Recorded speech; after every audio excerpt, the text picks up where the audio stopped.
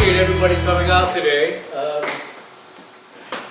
We're talking about a community that has a long history, longer every day, obviously. And so we're looking back about 100 years, and actually a little bit over 100 years, to when Lincoln Park got its footing in the area.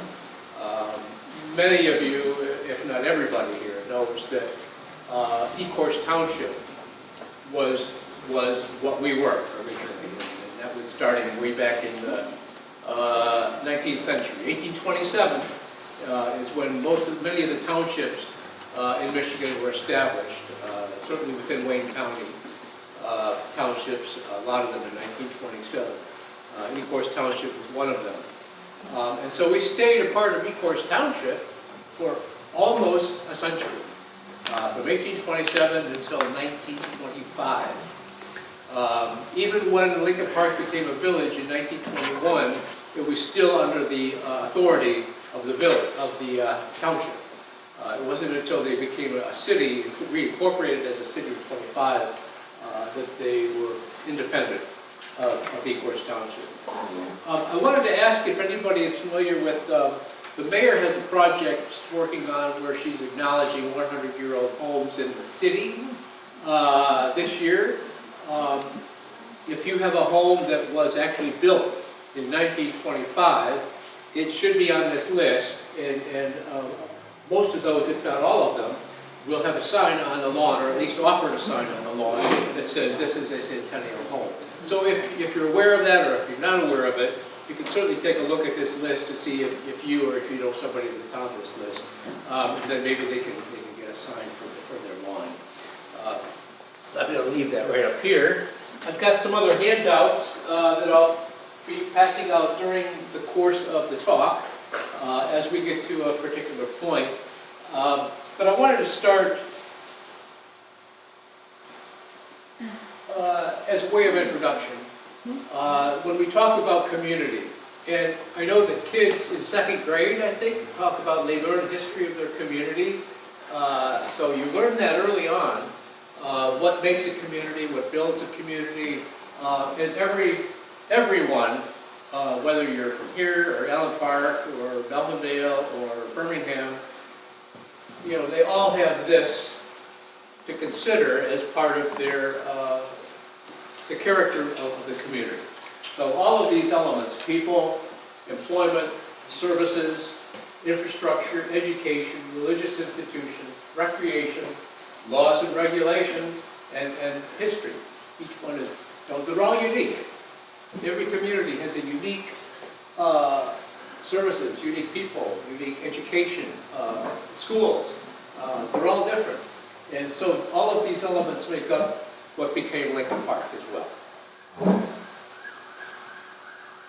Lincoln Park officially became a name in 1921. It was a village on June 28, 1921, incorporated. The election had been held that March. The election to become a village was a township-wide election. One of the slides actually mentions what the yes and no votes were for that. But there were, it was something like 1,700 to 1,200 or 10,000. But it was approved that Lincoln Park could establish as a village, but that was everybody in the township got to vote on that. So it wasn't just the people in this area. So that was in 21, and then almost 4 years later, they became a city in January 13th of 25 when the voters elected to reincorporate as a city. We're going to talk about the things that happened in between those years and also leading up to 1921 to give you some background as to where people were from, where they had been here, did they move here. That part of the background is important. This is a headline from 25 January, which shows the election results of 467 to 380 in favor of reincorporating as a city. And so that would be that's 100 years now. But also I wanted to point out just a little bit of fun fact here.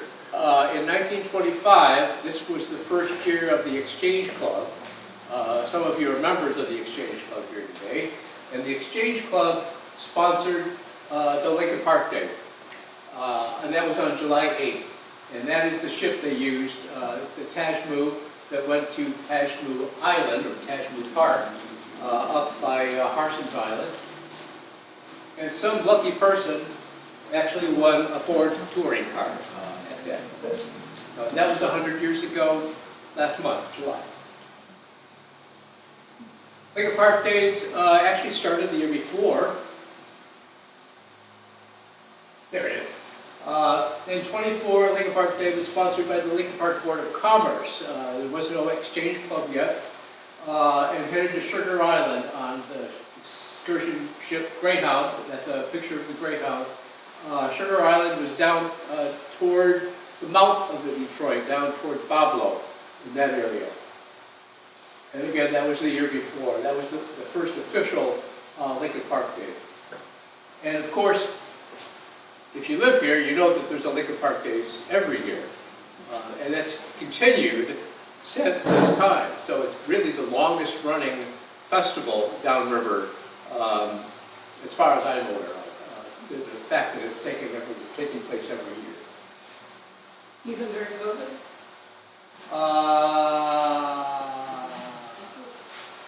Yeah, I think they still did it. I don't know. It was outdoors. Yeah. Do you know if they had it? Yeah, there was a capital in years. None of the years. Oh. Oh, interesting. I was thinking 20 maybe. Yeah. So prior to being a village, what was here? It was all farmland. Farmland, the 10 years prior to becoming a village, there were already realtors coming into the area, buying up some of the farmlands and converting them into subdivisions. What changes did the new development bring to Lincoln Park starting in 1920? What was needed to make a community? These are all questions that I'm hoping can be answered while I continue to talk tonight. Quant's Corners was the name of the area prior to it becoming a village in 20. It was always Quant's Corners starting around the turn of the century. Herman Quant had that's that. This is the original village officials. Mark Goodell of the Goodell family that has been here for a long time. He was the first president of the village. That's the first village commission.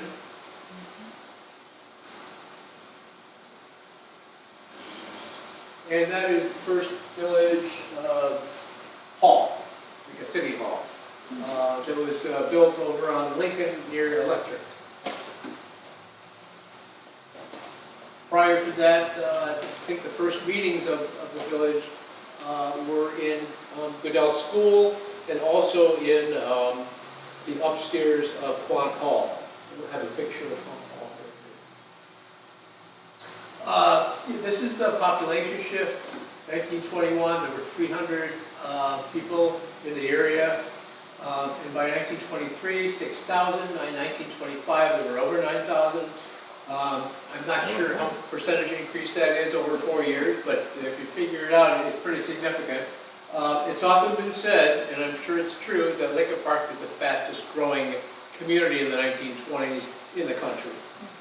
And of course, we know that we went from 2 schools to a lot more than 2 schools over time. But these were the first 2 in the area in 21. Stowick School, in fact, has, if you see right next to the little one, there's a brick building off to the side. That brick building was built in 1921. There's another picture of that. Goodell School was built in 1918. So that's really the first brick school that we had in this district.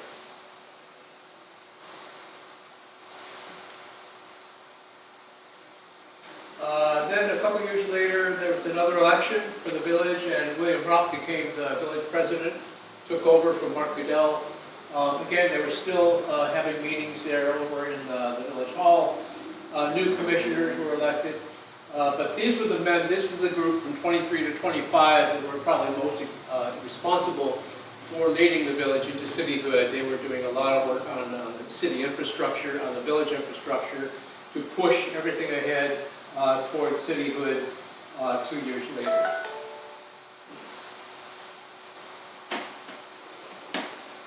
So in 24, they had the first phone service came to Lincoln Park. And I mentioned the Village Hall, which is where the municipal building was located. That was their phone number. It was the first phone service in the community. Went to that little building on Lincoln Boulevard. Michigan Bell later connected 500 homes that first year, and most of the homes were in the northern section. Obviously, most of the phones were in the northern section of the city, which was then north of Southfield and all the way up to Otter Drive. Then later on, the first public library opened in March of 25, first post office substation opened in 25, and the first brass band was organized in town by Lawrence Bailey in December of 24. The first performance was later in 25. This is probably most significant, because what was drawing people here was employment and work opportunities. By 1924, there were more than 100 business and industry operations from 5 to 30 minutes from Lincoln Park. And some of those are listed in another slide. Here, this is some of them. Nearby industries, by this time period, Ford Motor is right there at the top. That was probably the one, the king of the job market in this area that drew most of the men who settled here in Lincoln Park during that time period. But there were others nearby. Some of them were in Wyandotte. Michigan Alkali and J.B. Ford were in Wyandotte. A lot of them were in southwest Detroit as well.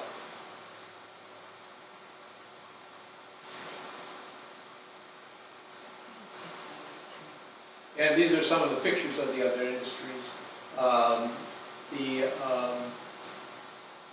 Great Lakes Steel, Great Lakes Engineering Works up here on this side was the shipbuilding. The primary shipbuilding on the Detroit River, the Timken business, the Turnstedt and Delray Detroit Edison plant is in the top. Excuse me, which one's the Fisher Body plant? Oh, this is Fisher.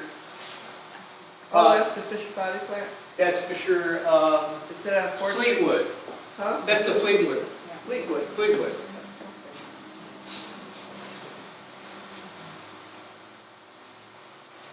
Okay, this is where it kind of started a little bit. So the election to become a village was 1562 to 1077. That was, like I said, that was township-wide election. And that it increased over the years up to nearly 10,000 by the 1925. And who were the new residents? Some of them came from having fought in the First World War, and then they moved here to find jobs after the war. There were a lot of immigrants that came to the area at that time, specifically looking for work in the auto industry. That was the biggest draw. And then there were also people, the Great Migration, which you've heard the term Great Migration, which was a lot of the black population from the South was moving out of the area and heading north, and that was also taking place during the same time period. And a lot of them, of course, were able to get jobs up here where they couldn't in the South, at least not menial jobs. They could get something substantial. And Henry Ford himself did not discriminate in his hiring. So what about the old community? Right? Not everybody came here fresh from somewhere else. Right? So we got to look at who was here. These are names of the families that had been here for close to 100 years prior to Lincoln Park, appearing out of nowhere. If you look down that list, you'll see a lot of familiar names. Many of them are still in the area today. Pegowski, right? Monty, McCoy, Champagne, Goodell, obviously, LeBlanc, Roth, Riefel, Wolf, Bottom, Eberts, Ferguson. This isn't everybody. These are just a lot of the primary name families that were in the area for most of the 19th century and into the early 20th, prior to Lincoln Park making its appearance in 1920. And they stayed around. So this group of people mixed with the newcomers. I mean, so there were people here that then eventually had neighbors who were from Italy, say, for instance, or from the South. Not that there was a lot of black population in Lincoln Park, because there wasn't, but people came from the South to work, and so the culture was very different. You had people who were more familiar with a dominant, I don't know, patriarchal culture coming to an area that was now giving women the right to vote. So you had people who were much more progressive. In the 1920s, we're looking at a time period when there was a great deal of social change.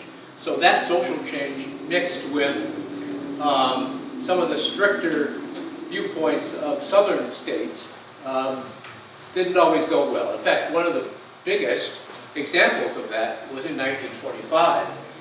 If you're familiar with the Scopes monkey trial, anybody heard about that?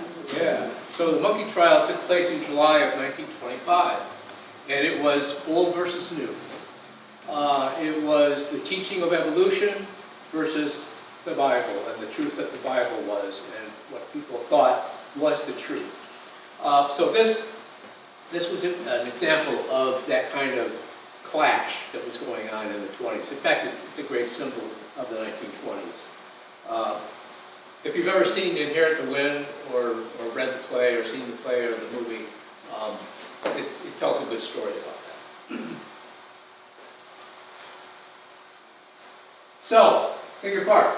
Lincoln Park here, Lincoln Park, spelled out in L-I-N, like that. Lincoln, industry, nature, courage, and common sense, opportunities, life in Lincoln Park is one continuous round of red-blooded activity. Name, a better name than Lincoln Park could not have been chosen. Population, prosperity, accessibility is the one word that is popularized and made Lincoln Park. Roads, railroads, and rivers. And key to personal prosperity. Take advantage of Lincoln Park's growth. This year's big money-making opportunity promoted by the Lincoln Park Board of Commerce. So they were promoting not only real estate, but business. They wanted businesses to move into the community.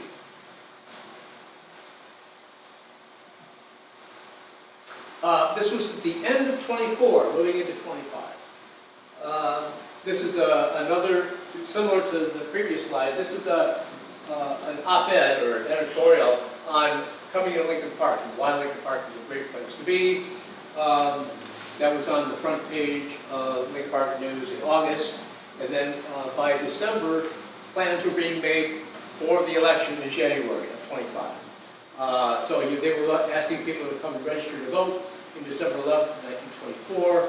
That again, and then that is the Lincoln Park News masthead from the time period. The Lincoln Park News was a paper that was formed in 1921 when it became a village. It was run by, it'll come to me in a minute. And he published it from, well into the 30s. And he also published the Ecorse Tribune, the Melvindale News, the Lincoln Park News. Their offices for the paper were actually in downtown Detroit, so nothing was established out here yet for publishing. But one of his young writers in the 20s was William Mellis. And William Mellis, later on, had his own newspaper enterprise that he ran out of here in Lincoln Park. So he became not just a writer for the original Lincoln Park News in the 20s and 30s, but then William Mellis had his own, basically, newspaper syndicate out of Lincoln Park right here. This is looking back about 10 years before. This is the 4th Street in 16, and then the other picture is 4th Street in 1924. It's a great example of the change that was going on and the growth at that time. We took a look earlier at the Strowing School that was down in the north part of town by what is now Outer Drive, Pepper Road then, it was called. So 4th Street going north into like toward Detroit, up this way, and that is the school. That's Strowing School, which you can see here better in that picture. Off in the distance, and that was in 1916. And then this is the same view essentially in 1924. Banking was coming to the community in the 20s. The State Savings Bank opened on November 12th of 1923, right here at State Street, or Southfield Road, and 4th Street. It was the first bank to come to Lincoln Park, and then the First National Bank is the building that still stands at the corner of O'Connor and Ford. That which is no longer a bank building, but that was built in 1927. So I know many of you remember when that was a bank, a security bank, I believe, for a long time. And that is... Yeah, my mom worked there, so... There you go, yeah. So security bank, before that, there was other versions of the First National Bank. But State Savings Bank, if you know the corner of Southfield and 4th Street, and where the Walgreens is today, that is the northeast corner, and that is where that building is located, on the northeast corner. The Lincoln Park Band, okay, that was new. We saw a listing about that earlier. They were held, started to form in December of 24. Their first concert was held in March of 25.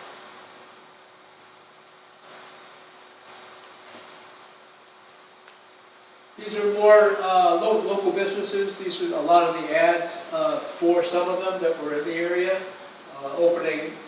Some of them were here, most of these were here when the village was, Lincoln Park, when it was growing in the early part of the 20s. Then more and more businesses were coming into town. There's no way we could get ads for every business at that point because it was growing. It's kind of hard to explain how busy this place was in 24 and 25. To go from a community of 300 or 400 people to 9,000 people in just a few years, it was massive, the growth. It was constant construction, the infrastructure, sewers, water lines, electricity, phone, as we mentioned earlier. Phone was sort of a minor thing, really, compared to everything else. And it was also roads and sidewalks. So a lot of the ordinances that came into being in the village years remained, obviously, during the city years. And so I'm going to pass out this little handout here. If you'll just take one there. Hold on. Oh, you went very far, didn't you? There you go. Thank you. Yeah, take one and pass the other. This listing will share all of the ordinances that came into being during the village years. If you get a chance, take it home and look it over. It's interesting reading, it really is, to see what kind of regulations came into play in the early years of the village. The last one on the list is the first city ordinance from 1925. I didn't go on and on after that, but the first city ordinance, after all of the infrastructure ordinances that had to do with buses and bicycles and cars and dogs and animals, the first city ordinance actually has to do with dogs and the licensing of dogs, because it was probably a substantial problem at that time, that there were dogs running loose in the city. Lots of them, evidently. So that it led them to have an ordinance passed. The first city ordinance that was passed in 25 after April. So these are some... Bear and wolves and... Yeah, bear and wildlife. This is the Harrison block. which went up in 1923 on the corner of State Street near the electric line, or what is still Electric Street today.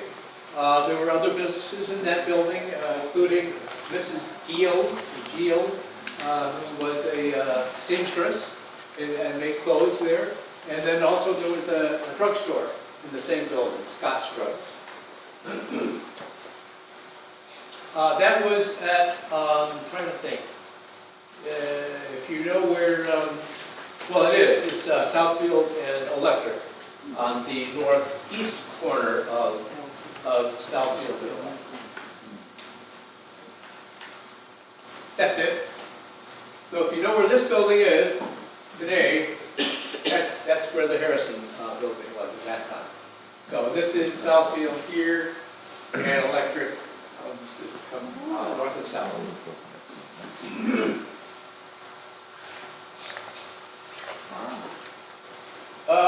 So the Quant family, I mentioned earlier, Quant's Corners. Herman and Mary had a daughter, Edna. Edna Quant married Del Wilbur, and her sister-in-law, Elizabeth, ran this hot dog and pop stand on the south side of State Street, close to Forest Park. This was before 4th Street was cut through. Some of you know that, so a lot of these buildings that we're looking at on the south side of State Street or Southfield Road today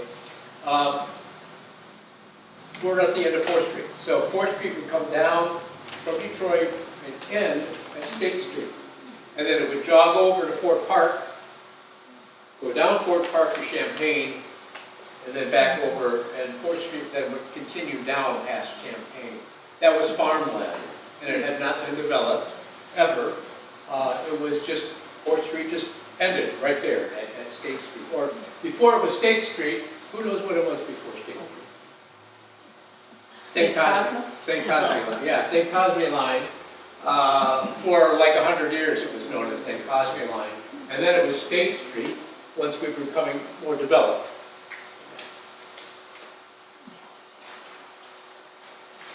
Yeah, so this is on the south side of the state near Fort Park, which is kind of like this area right here where we are. This is some of the transportation options at that time. The interurban was a line that went, or the Detroit Urban Railway, which went from Detroit to Toledo, as indicated at the top. Electric Avenue runs where the electric line ran at that time. It ran several times a day, actually. But the DMT was just one of the DUR routes. So there were a lot of other DUR routes that went Port Huron or Ann Arbor or further out different areas and up north further. This one was specifically from Detroit to Toledo. And this is actually true. The DMT railway shut down in 1932, and then the streetcar system, which was a Detroit-owned system, ended in 1956. The streetcars, I have a map of the streetcars here in a second, came down to, didn't come all the way this far. This is St. Cosme, or State Street. Here, this is the crossing. So that's one of the DMT's trains, or cars, I should say, crossing St. Cosme. And then the Lincoln Park had its own coach line. This started up in the 20s after the village came to be. Again, this is a picture of Goodell School. William Ropp School opened later. After these were the first two. See how many kids are in the front of that? That's the Stroig School that was next to that little white building. So that was the brick building next door, and that's how many students would come into that building in the next year, 1922. Ropp School opened in 23, and Forger School opened in 1924. Those were the first four schools in the area when Lincoln Park became a city, 1925. Those four. Religious institutions. So this, of course, was another important aspect of what goes on in a community. The First Methodist Church here, that was the first church to come into town. It was built in 1922. They started to form, they had meetings at the Goodell School originally in 1921. In 22, they built a church building on Victoria, and that building later became home to other churches in later years once they moved out and built their own church here. So this was the same church, the First Methodist Church, about 2 years later. So that was when they were growing and getting their first major membership. So the First Methodist Church had the largest membership of any churches at this time, and that was their new home, which is still there. So if you go down to Fort Park and Ann, right on the corner, that is the church that you'll see today. This one is no longer there. It did become the First Baptist Church, though. So the First Baptist Church, which later on moved down Fort Street to Memorial Park, where it is today, that's the First Baptist Church. That is the same building, and it was torn down, I think, in the 50s. I believe it was in the 50s. And then Calvary Lutheran came around in 23, purchased 7 lots at Chandler and Seacott, and that church is also still there. I don't know if it's a Hungarian church. It's on Chandler at Seacott. If you go by that area, you know where that building is. It started out as a bungalow church. It was a small, obviously, group of people, so they met in a home, became a bungalow chapel, as it was called, and then they built the church building on Seacott at Chandler in 24. And that's when it was dedicated. 1370 Chandler, if you go by, take a look, and you'll see that building is still there. St. Henry's was the first Catholic church to come to the community, and then again it was in 23. So all of these elements were coming together as the community was growing. So you had schools, more churches. Each year there were more people coming into the community, and they needed to have places of worship. They had places of worship, they had schools, they also had retail, even restaurants were coming into the area for the first time. People could go out to eat. So it was a bustling area, and construction. So because of all the home construction going on, a lot of the ads that were in the newspaper at that time dealt with lumber, stonework, a lot of things that would go into building homes were in the area, so they were close by. And then the Dix Avenue Methodist Church, which was over on Horger, near Dix, Horger and Dix. All of those buildings are gone now. Yeah, all of them. Dix Avenue Methodist, their church is still standing, but I know it's empty. St. Henry's is, once they got out of the small chapel there, they built a new building at St. Henry's, and that one was in use until just about maybe 10 years ago, something like that. I was there at the last meeting. That was a different one. There was a church in between. There was another one? Originally in the school was the church that became the gym, and they built a new one in like 63. Oh, I don't think I know that. Okay. Yeah, because I went to school there. Okay. I was baptized there, first communion, Okay. kind of what do you call it, confirmation, all that. You get more of that information. In 1971, I think it was. I know in the 70s they celebrated their 50th anniversary, like in 73, I think.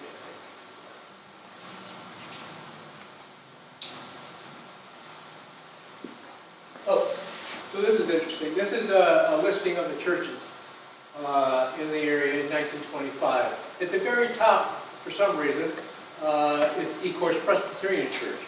And that's probably because there were no Presbyterian churches in Lincoln Park until the 1950s, I think.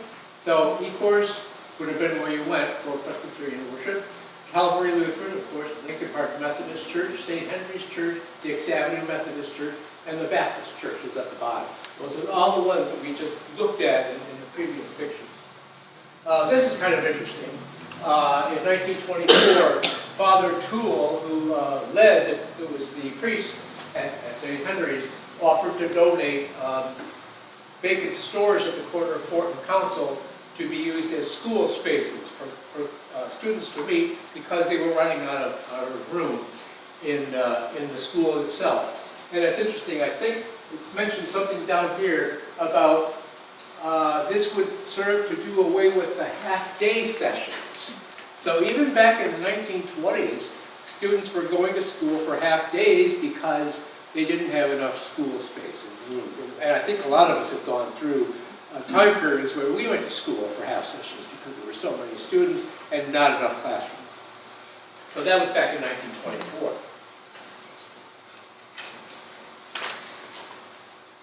Garage homes were also built during that time period. These were smaller homes on the back of properties where you would put up what was essentially the size of a garage, and then you and your family would move into that building with the intention of building a permanent home in the front eventually, and then having that as a garage. A lot of people just stayed in the garage homes, especially as the Depression era approached. They couldn't afford to build the homes, or for whatever reason, the homes were never built. So you'll still find today a few homes in Lincoln Park that are sit back like that, way back in the property, and they're not very large either. But some people preferred that, or they simply, as I said, didn't have the funds to build something bigger. Yeah. Right here. On Lafayette, you have an example of both the garage home and the home that was built. Really, Lafayette? With, Lafayette and Seacott. Okay. And the people that built it with Lithuanian descent, where property is really valuable. Okay. So their stairway is like 60 degrees up. Of course. They didn't waste all that space. Yeah. That's interesting. Do you know the name of the people that lived there? Well, the Droulards. Oh, the Droulards, okay.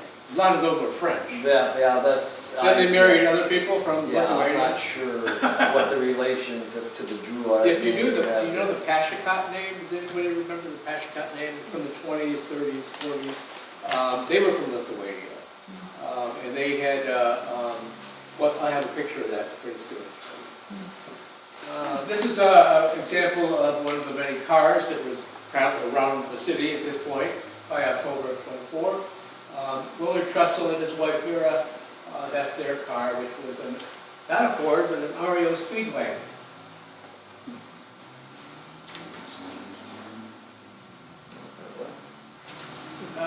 This again is a picture of the downtown area in 1924, just on the verge of cityhood.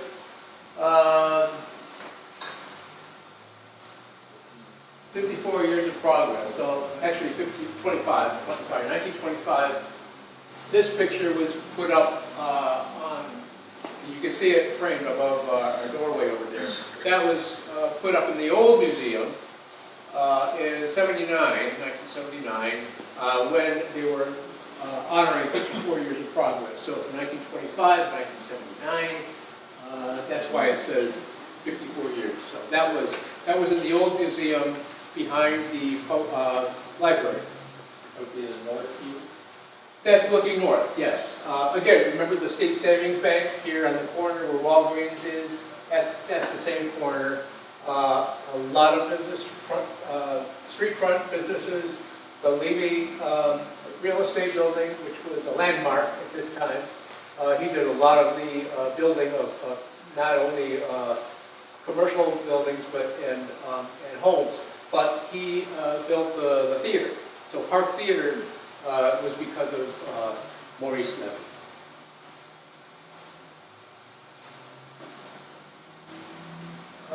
After Quant's Corners, so we're looking ahead now to when City Hall was moved. When Herman and Mary Quant sold the land in the city that had been Quant's Corners, he was able to get $25,000 an acre. Wow.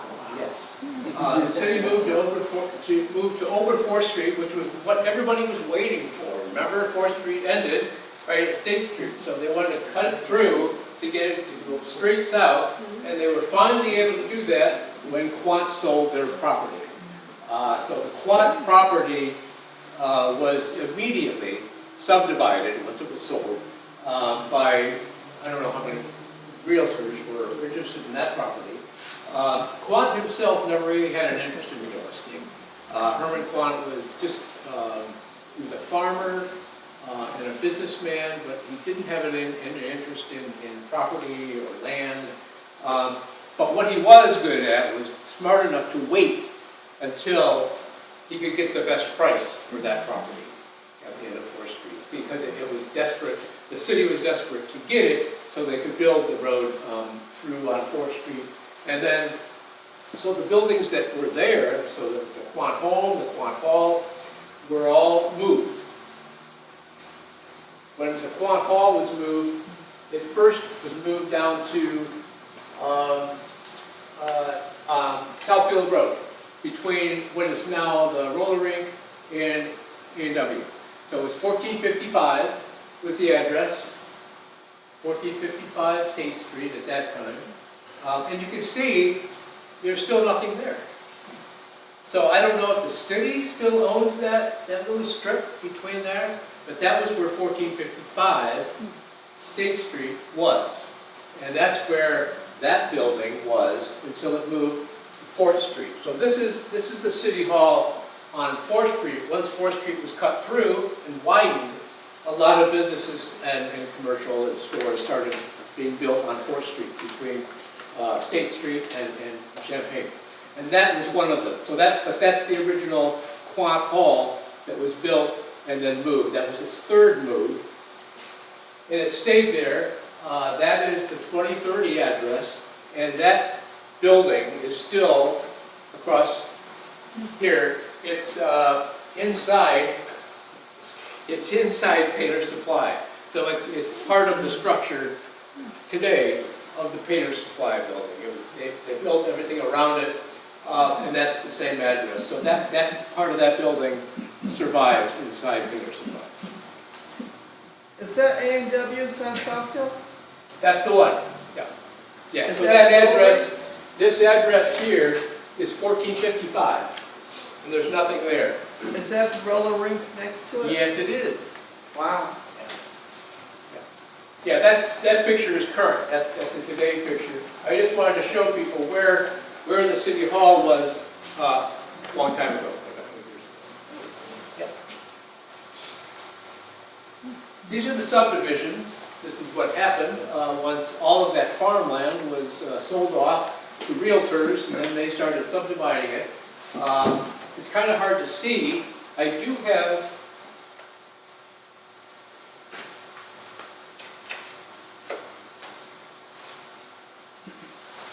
some maps here, and we have some others in the back. There's two kinds of subdivision maps. There's this one, and then I know we have some back on the table. If you'd like to take one of those, it's a little easier to see than the one up on the screen. So you might be able to pick out in there where your street is, since you live in Lincoln Park today. But I will show you something, I think it's on the next one. Yeah, this is the same map. You see the little square with the white dot, where the white section is? Up there, can you see that white section? That is Herman Quant's property. So Herman and Mary Quant were at the end of 4th Street, which is this street coming down here, the green, come down to State Street, jog over to Fort Park, go down to Fort Park to Champaign, and then back, and then Fort would continue on the south. Right, so the city wanted to cut through. Well, actually, everybody wanted to cut through. Nobody wanted 4th Street to stop. So you had to get through here by buying the property. And part of that property, right there, was Herman Quant's acreage. So he sold 9 acres of his property at $25,000 an acre in 1925. That's it. That is the subdivision that it became, the Quad State 4th Street subdivision, established in 26. And gosh, look at this. So here's State Street, right? And look at 4th Street, cutting all the way through now. Isn't that nice? So 4th Street was cutting through Forest, right? It's right here. Ford Park is right there. This area along State Street between Ford Park and Forest is where we are right now. So this area right in here is where you're sitting. Can I ask a question? Is State Street what the name is before Southfield. Southfield? Yeah, it's Southfield. Yeah. So I heard you say when they widened 4th Street and when they made 4th Street cut through. Is that the same thing? Is that the The same- widening came later. Okay. Widening came a little later, but they cut through. This was 100 feet wide. Eventually, Fort became 200 feet wide. Okay, so first they made the extension and then later they And widened it. then later they even- widened it. Yeah, it was toward the end of the year, I think more into 26, that they did the widening. Okay. That school at the end of Ford by Outer Drive, the Stroic School, that had to be torn down when they widened 4th Street. So it went away in 1927. So only Yeah. what, 6 Yeah. years? Beautiful school. It's a beautiful school, wasn't it? That was gone in 27. They had, in order to move, then what they called the 4th Street was a superhighway. Even in 1929, by then it was called a superhighway. And then Southfield later was named a superhighway, also like within the next 10 years. So Lincoln Park really, you know, that crossroads of downriver that you hear a lot about from that time period, it was true. It really was true. There were two major thoroughfares. They were both Southfield and 4th Street. So this is the house that they moved, the Quan home. Quan Saloon is this building down here that later became City Hall. This is a picture of where 4th Street dead-ended. So again, that's the hall, that's the house, right at the end of 4th Street on State Street, before 25. And then this is, once it was cut through, you can see there's the bank building on the corner. There's Livy Real Estate Building on the other side, and 4th Street now coming all the way through, just like here. So the house was here, the hall was here. This is where the museum is, I indicated on the other map. Was that concrete? What's that? Was that concrete that Paved. you? Yeah, it was paved, yeah. Yeah, by this time it was definitely paved. The home was moved also. Anybody know where the home was moved to? Fort Park. Fort Park and, yes. It's here. It's like right around. Yeah. Listen, so Fort Park is here. It's just like a stone's throw from here. 2119, thank you, 2119. It's on my road, so. And I think it just sold a few months ago. Yeah, I think it just sold a few months ago. And again, this is the cutoff, 4th Street cutoff. Coming through the village. It was still a village, you know, actually it wasn't. Removes the awkward detour, okay. So Goodell School is over here, because that was at the corner of Fort Park and Champaign. This is Champaign right here in the front. And now you can see 4th Street's coming all the way through from Southfield Road at the other end to here. There's not much there yet, right? See, there's no businesses, nothing being built. I think the move of the City Hall building to 4th Street was one of the first substantial structures on that section of 4th Street. So in April of 1925, the voters voted to become a city. Mayor William Romp, who the school was named for, Floyd Harrison, the clerk, Arthur Neiman, Albert Babbitt, Edward Davis, Louis Keppen, Reinhold Nass, George Shanley, Arthur Weston were all councilmen, and then Floyd Flynn was a judge. And if you went to Ropp School, or if you've been in the Ropp School, you will probably have seen that picture a little bit.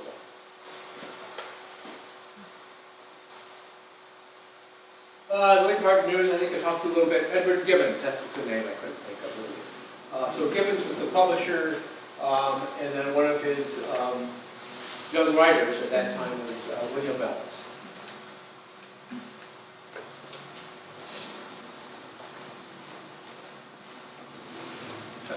So this is so that election in early part of 25 for the city. There were 4 precincts, 4 voting precincts. The first one was at the city council chambers, which was that building on Lincoln and Electric, that they pointed out, the little wooden building. Precinct number 2 was the Ropp School, William Ropp School at Seacott and Ethel. Precinct number 3, Stroig School, which was down at Pepper Road or Outer Drive and 4th Street. And then number 4 was Frank Grayson's store at the corner of Arlington and Porter Street. I was determined that I was going to find out if that building was still around. So I had to find out what address it might have been. I looked it up, a couple of sources, and this is the lot at the corner of Arlington and Porter. And when I looked up to see how old that structure was, it was built in 1923. So because it was built in 23, it was the store. It was the general store that was on that corner. It was a voting location precinct at that time. It's obviously still there. It's been turned into a very nice looking home, I think. They have a lot of land that's part of theirs. And it's just, I was really tickled when I found that.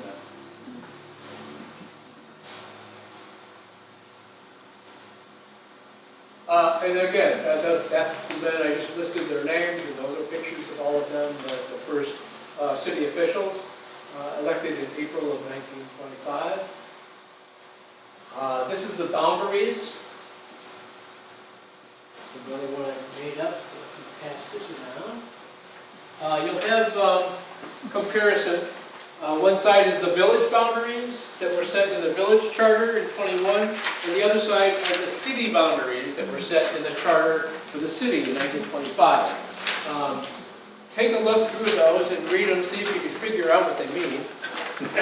I have a very hard time doing that. Some of you might be more attuned to figuring out what some of this language is, so good luck to you. You can do this.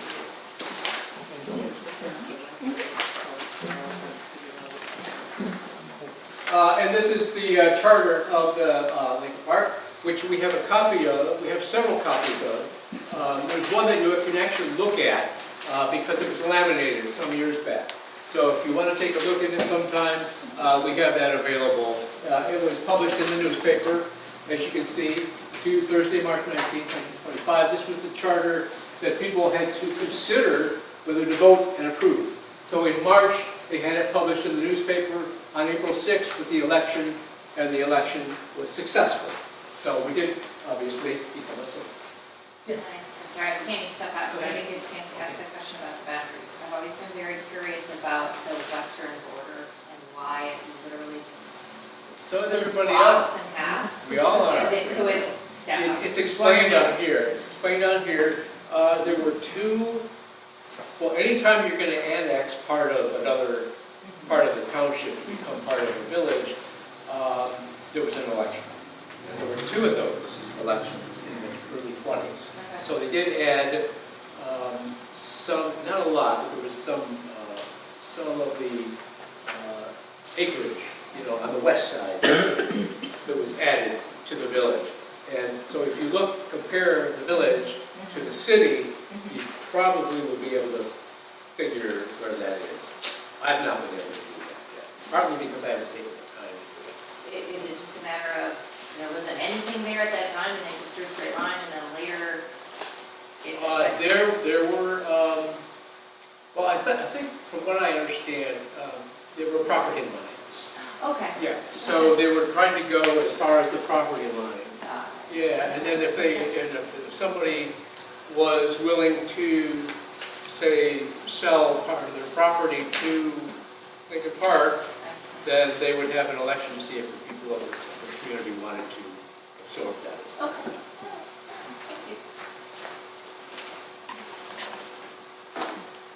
And we do have the gavel here on display. That is the original one used by the first mayor.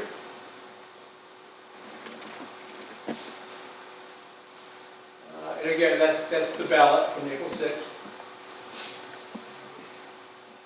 This is, we already went over who won. So William Rupp won, Floyd Harrison won, Arthur Neiman won.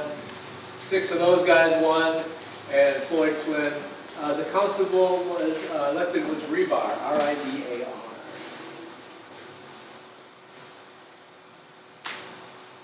Again, that's a description of the precincts that we looked at earlier.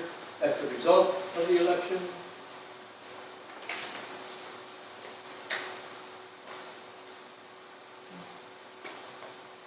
And this was the day before the election.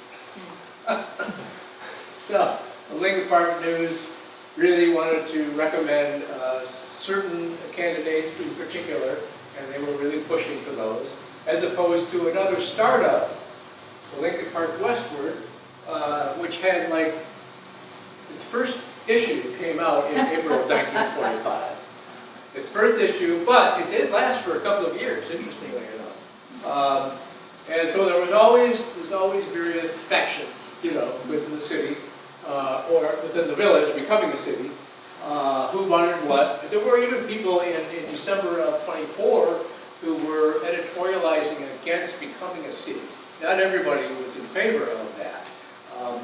And as you saw, the election was like 400-something to 300-something, so it wasn't. When was the vote whether to join Detroit or not, at 21 or something? There was one in the village years, and then there were 2 when it became a city. After it became a city, there were 2 elections to be annexed to Detroit, and they were both defeated. Okay, I remember some talking about that. I have those figures somewhere. If you want. Okay. Yeah. Thank you. I can't talk about the election without talking about Preston Tucker, because Tucker, who lived in Lincoln Park in the 20s, actually ran for city council in 1925. I think most of you know who Preston Tucker is, correct? No? Who doesn't know who Preston Tucker? Okay, Preston Tucker was invented the Tucker car in the 1940s. Yeah. So the Tucker car came from this guy. He and his family moved to Ypsilanti in the 1930s, but they spent a lot of those early years in Lincoln Park, where he was a policeman. What's that? Yeah, also he was a police officer. Yeah, yes he was, a motorcycle cop, primarily, yeah. But he was quite young, he was 21 to run for city council. He did not get very far in the election. He didn't even make it through the primary. So there's some conjecture as to what would have happened if Preston Tucker had been elected to the city council in 1925. Would he have gone into politics instead of going into the automotive industry, You never know what would happen. And again, that's the building. That was the first village hall, again. Same picture. This is where it was. So if you know where the pump station is on Lincoln, near Electric, that is city property today, and that is where the old village hall was located.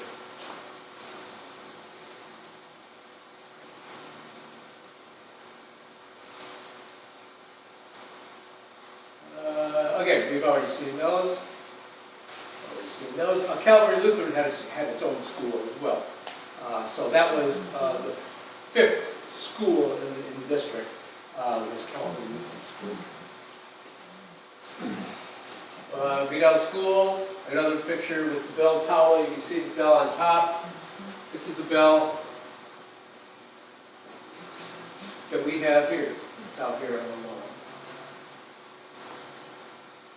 lawn. And you can't talk much about Lincoln Park without talking about the motor company, which I had mentioned earlier.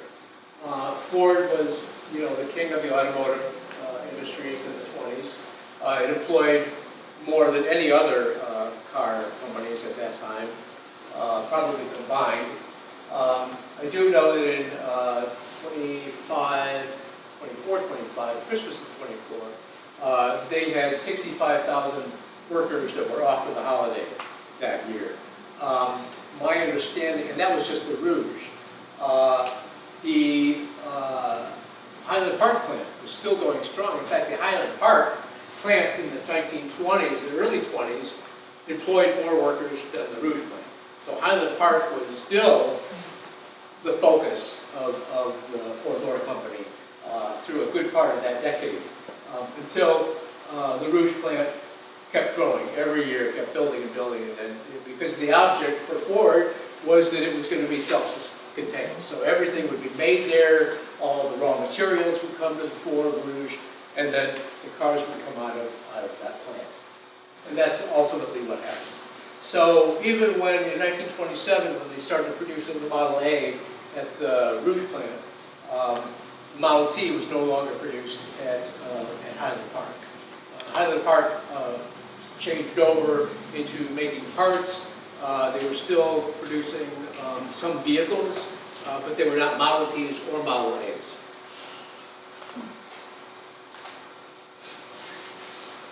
That's another image of the Rouge plant. I mean, it was a game changer for this community. I mean, it was what led to people moving here in that time period. In the early 20s, people came here to work in the auto industry. Curiously, this is the 10 millionth Model T came out in 1925, and this is a picture that shows it having gone across the Lincoln Highway, across the country from New York to San Francisco. And then this picture, the cover of the Ford Pictorial, shows it in Hollywood with Douglas Fairbanks and Mary Pickford, who were the biggest stars probably at that time. And they are sitting there with the 10 millionth Ford, having just driven across the country. And again, like I said, this is like the 65,000 men went back to the Rouge plant, and that was another 60,000 from the Highland Park. This shows that there were over 100 companies producing some type of automobile in the early 1900s. By the time the 20s rolled around, a lot of them were gone, or had merged, or been bought out. So that is just a part of competition. You know, any business, any line of business where you've got 100 different businesses doing essentially the same thing. They're not all going to survive.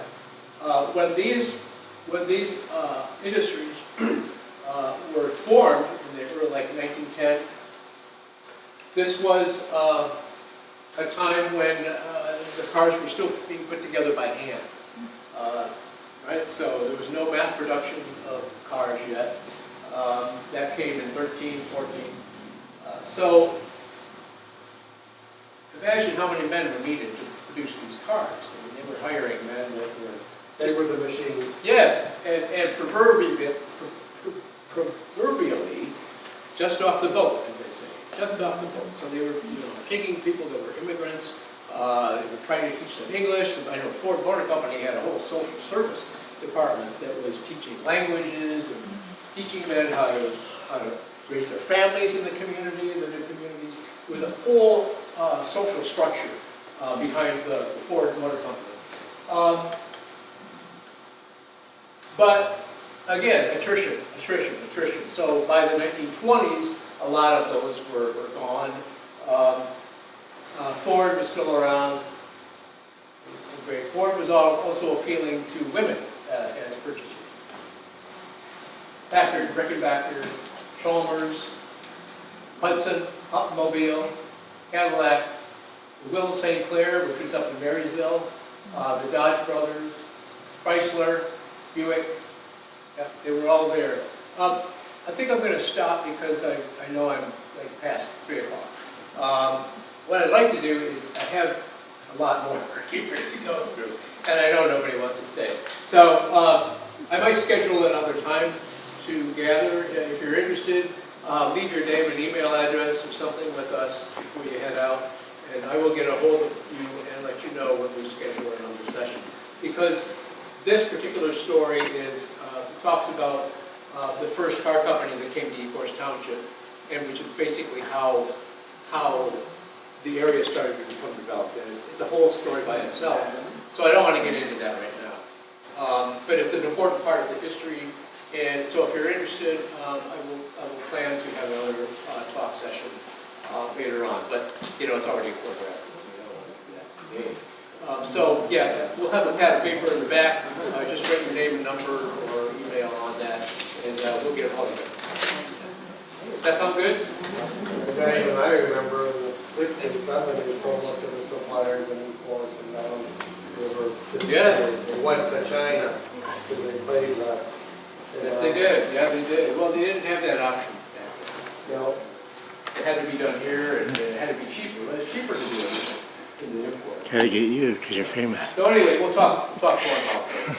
but yeah, I'm kind of interested where the story goes when you hit the depression. Yeah. That would be interesting. So forgive me, you have to introduce yourself. Oh, so I'm Jeff Day. I'm the curator for the museum. And I Talk a lot. talk, well, I don't talk a lot. That's why. Because I don't talk a lot. Well, thank you. Well, you're welcome. You're welcome. You're welcome. There are a lot of other areas that I didn't get a chance to get in.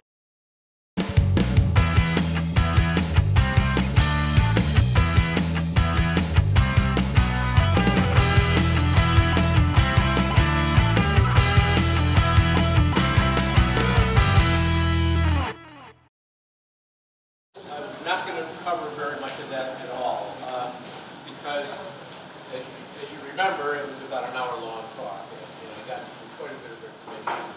I think we talked primarily about the years, the transition from being a village to a city. We talked about the growth of the community during those years, population growth. We talked about the businesses, the real estate that became the churches, the schools, all of that part of the community history that developed from about 1920, 21 up until 25 when the city was formed that year. And we talked about the election. So I'm not going to get into that much of that history. What we're going to do is when I get started, we're going to actually go back in time about 20 years, 10 years in fact, talk about what was going on in the first couple decades of the 20th century in this area that led up to becoming Lincoln Park. So some significant part of that history that a lot of people are not aware of. I know you're going to learn something today. I can guarantee you're going to take away some new information. So anyway, we'll get started in a couple of minutes.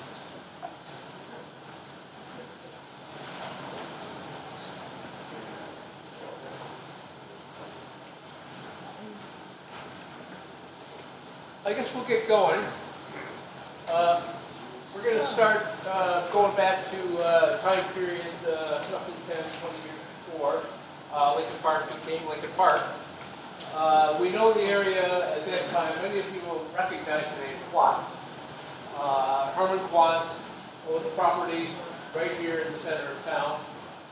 His saloon was right at the end of 4th Street because 4th Street ended. Didn't cut through all the way to Champaign like it does now. So 4th Street ended, and then you would have the detour over to Fort Park, right here, and then go Fort Park down to Champaign, and then cut back over. So that was the detour. That was essentially 4th Street, went west for 2 blocks, and then went back south. So this is Quant's Quarters, was actually at 4th Street and Southfield Road. Now, of course, it is an intersection, but it wasn't at that time. Newport Township was still a farmland at this time. There was little development, if any. The only towns that were around about 1910 were Ecorse and River Rouge on the river, and then, of course, the city of Wyandotte further south. The farms, as indicated here, had been settled for generations and were taken from the early river farm formations that we're aware of. We've talked about those in the past.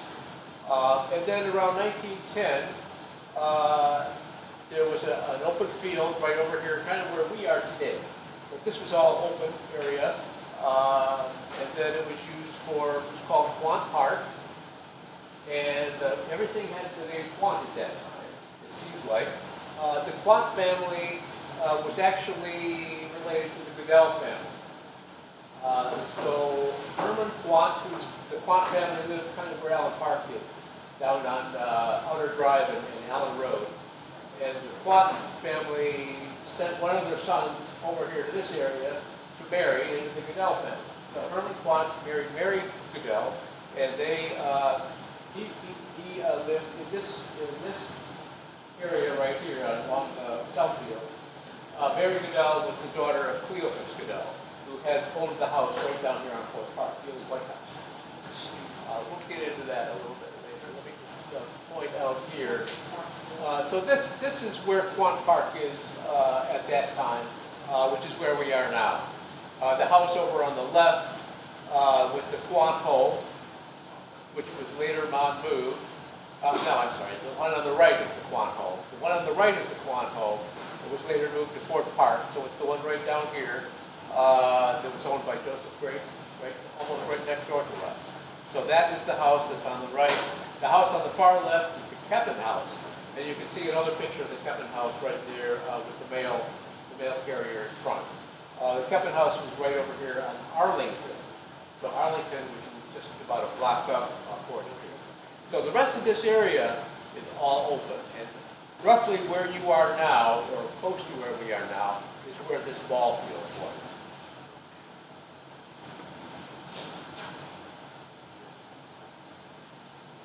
Excuse me, is that when they started developing all the stores?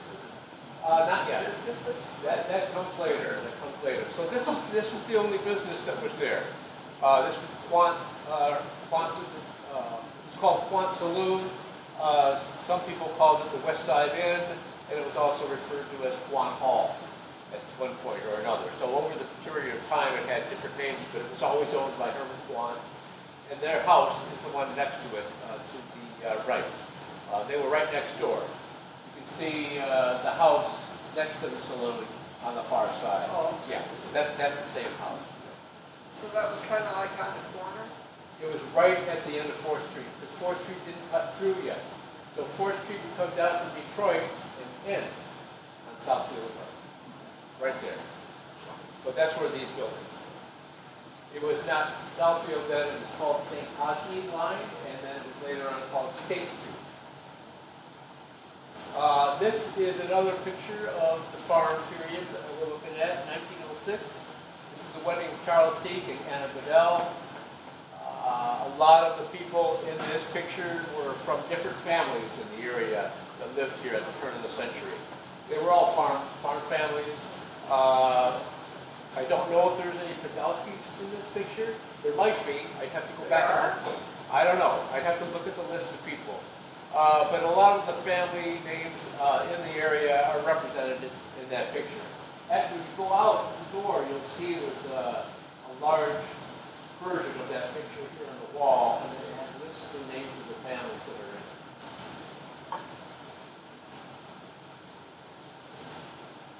it. Okay, so this is what we're going to look at today.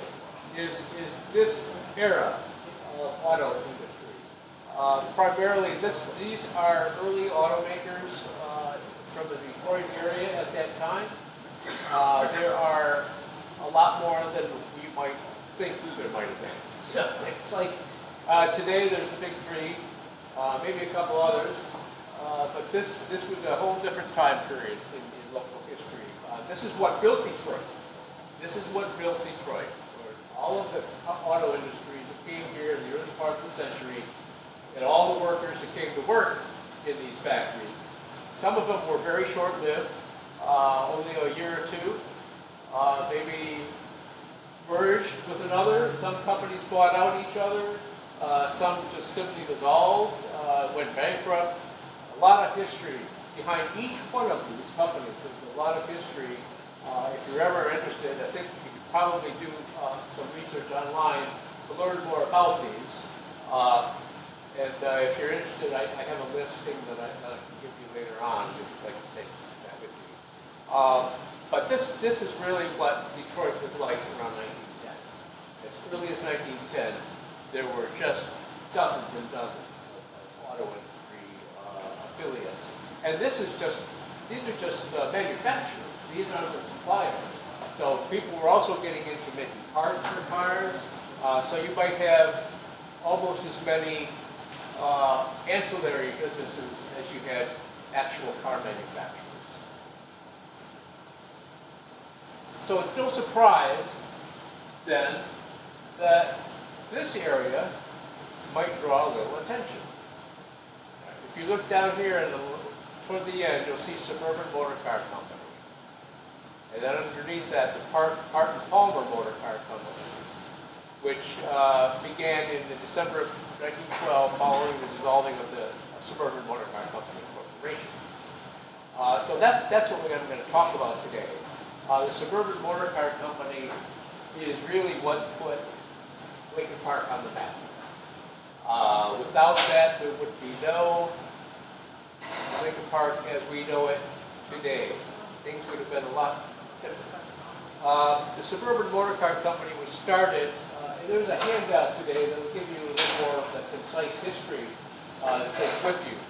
But the fellow who started the Suburban Motor Car Company was William Deschamps. Deschamps came from Buffalo, New York, where he had started his first automobile business. Produced several early models of automobile. They were not terribly successful. He tried to get backing, financial backing when he was in Buffalo. Some of that fell through. The business failed, and he thought he would go to Detroit because a lot of people were making cars in Detroit. This would be the place to come. So Deschamps moved to Detroit and started the Suburban Motor Car Company here in 1911. It was first located right in the city of Detroit. That is one of the early cars that you see there, which is called the Suburban. Suburban Limited was its primary name. Here are some other images of it. And again, these are on streets right in downtown Detroit. And you can kind of multiply these images by the dozens or 100 to see all the other car companies that were listed earlier. They're all putting on cars of one sort, one size or another, one model or another. Again, not all of them were successful. They may have folded after a few months or a year or two.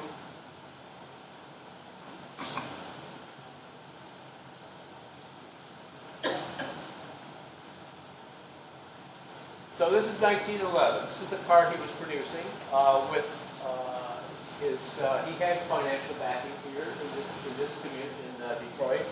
The Farnham brothers. You know, we have a Farnham Street right here in Lincoln Park. The Farnham brothers became involved in the company early on and helped to bring in other supporters, other financiers into the business.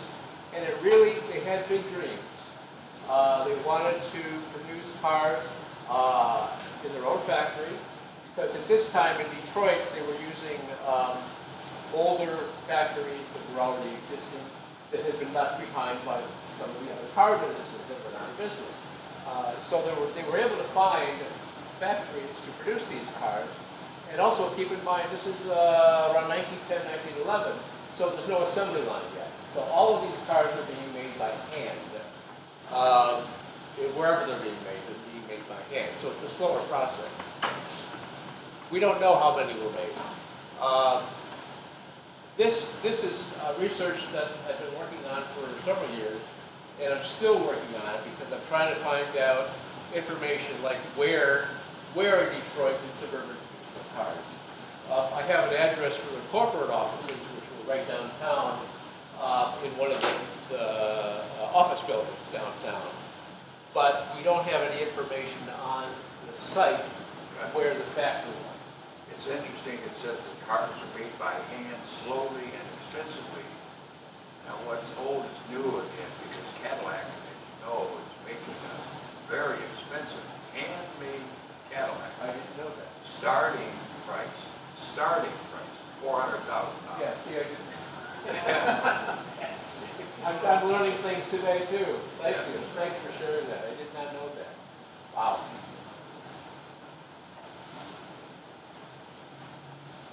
So what happened between here and here is that in 1912, the Suburban Motor Car Company decided they were going to purchase about 250 acres outside of Detroit.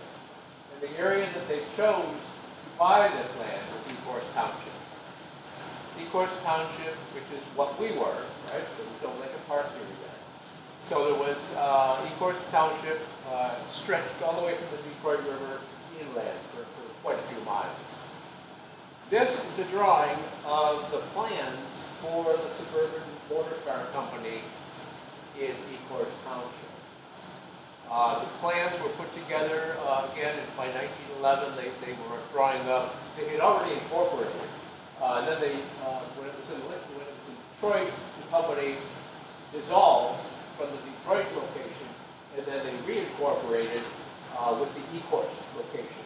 So they went through that whole process.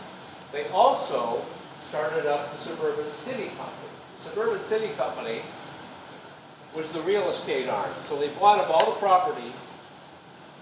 This is a Suburban City Company original stock certificate, which is the Suburban City Company that we were fortunate enough to come by.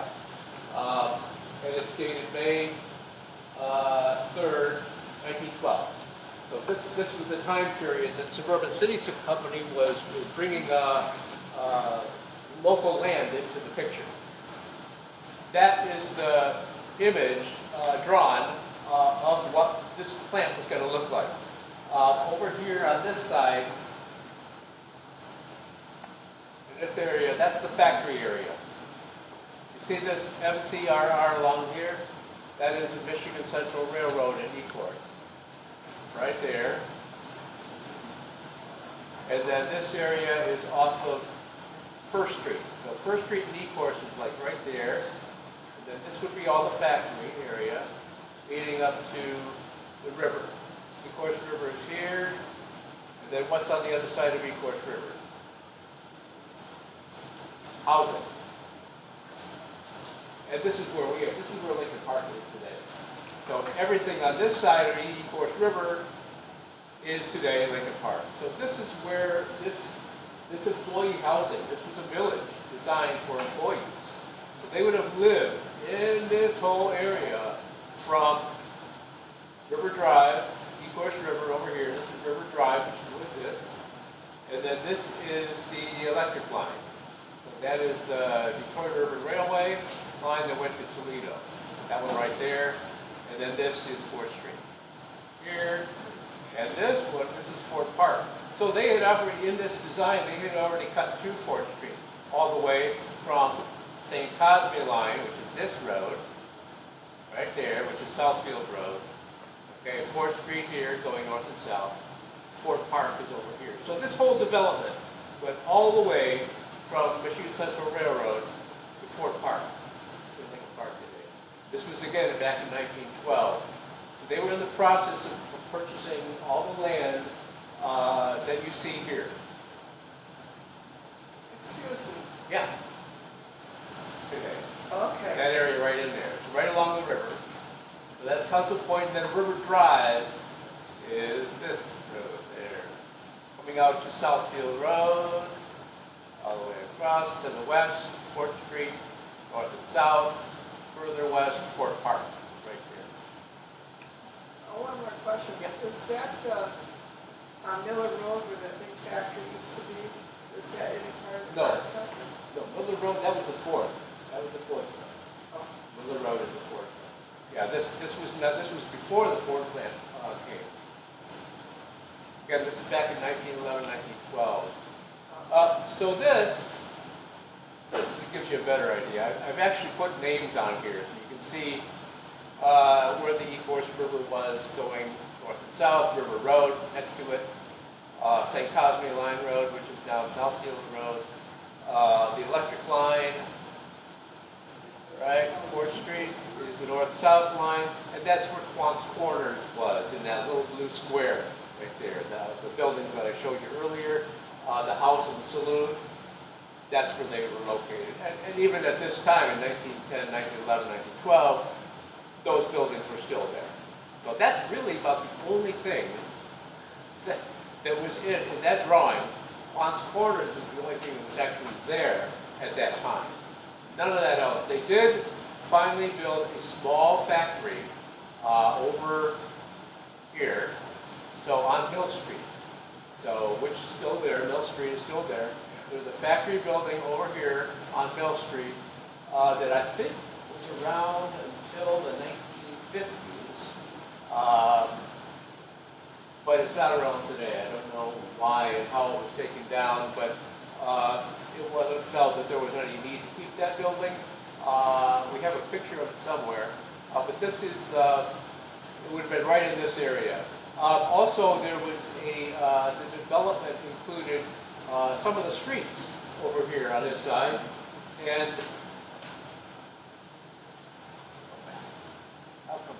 here's Suburban. So Suburban Street is still there. If you live in Ecorse and you know where Suburban Street is, that is associated with Suburban Motor Car Company.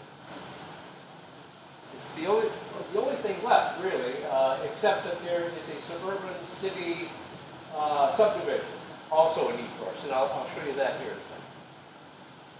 Oh, so these are the subdivisions where that development would take place. The blue section over here on the right it shows Lincoln Park subdivision number 2, Lincoln Park subdivision number 1 is here, number 2 is here, and Suburban City subdivision number 1 is on the Ecorse side of the Ecorse River. Ecorse River runs this way, right? Council Point down here, and then this is Ecorse, and now this is Lincoln Park today. So Suburban City subdivision still exists, and it is where that Suburban Street is. It runs from the railroad, Michigan Central, all the way to the river, right in there. This just shows you the area here that is this area. So this map, or inset, is this part over here. These are from 1925, but you know when Lincoln Park was formed in 21, these subdivisions were there. So by 1921, and earlier than 1921, excuse me, these subdivisions were already named back when the company was looking to purchase all this property, and it was already subdivided at that time. So that's when the names were given. So the Farmer Brothers, who were associated with the Suburban City Company, which is the real estate arm of Suburban Motor Car Company, they're the ones that named these subdivisions. So that's where the name Lincoln Park started, around 1912, when they were named. So these two subdivisions, Lincoln Park number 1, Lincoln Park number 2, at the beginning of the name Lincoln Park.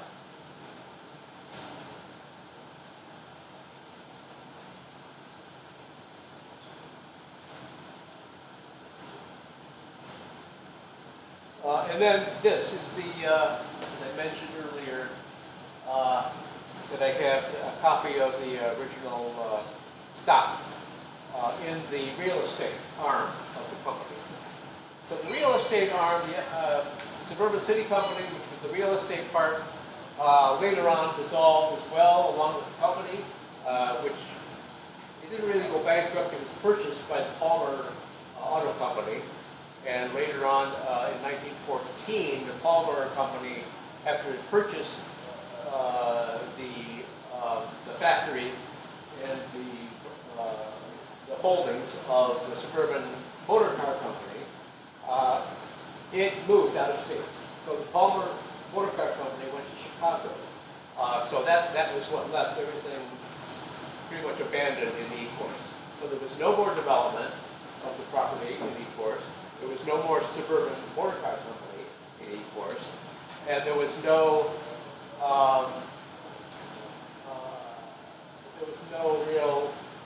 real estate except for the Farmer Brothers. So the Farmer Brothers that had been associated with the company almost since its beginning in 1911 stayed in the area. Farmer Brothers had their own. My father's wife's mother's person. Oh, Barasa. How do you say it? Barasa. Brasa? Barasa. Yeah, that's a big part of this family. I had talked to two Ross. There were a lot of Barasa. I only know, I've talked to two in my lifetime. I don't know whether. Is that right? Yeah, Barasa is a very big name in the area. They have a street named after them too. Yeah, Barasa, yeah. You know, a lot of the families married each other back then. When they were, how many families were here? It was easy to marry into any other family that was down the block from them.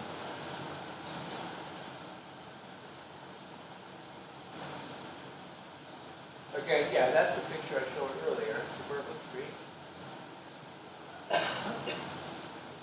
And then this is the other handout that I gave you. It talks about the failure of the company. By 1914, it really had pretty much dissolved by November of 1912. And then it went through a lot of legal procedures to become completely dissolved. You know, all the money matters that are involved with companies when they fail. So it wasn't until February of 1914 that the Suburban Motor Company went completely out of history.